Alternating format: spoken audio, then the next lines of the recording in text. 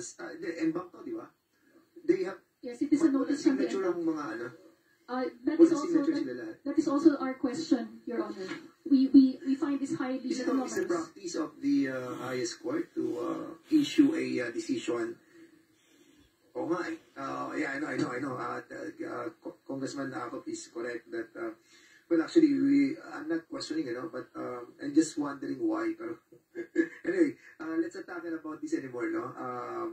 Let's dwell on the abuse that was committed by the different resolution that was issued by the IITF. Unfortunately ay wala dito yung IITF, and we cannot question, I think the representative is, are you capable to answer all the questions? You're not.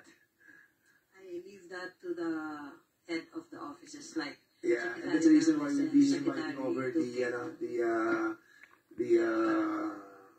chair. That is why I subscribe to the opinion of Congressman Akop, Mr. Chair, that whenever we invite department heads, then they must be here. Or otherwise, if they're going to send a representative, they must make sure that the representative is authorized to answer for and in behalf of the agency they invited, and will bind the agency that is invited. Mr. Chair. Go ahead, Congressman Akop. Madam, you said that you did not file a motion for reconsideration, and you just accepted the decision of the Supreme Court.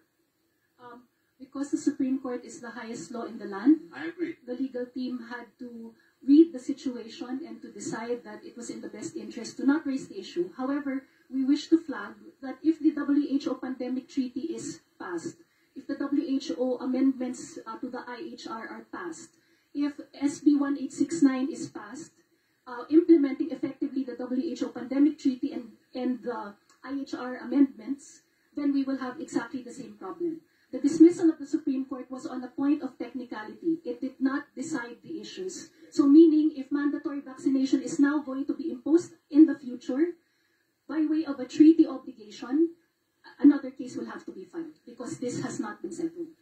I agree, Madam.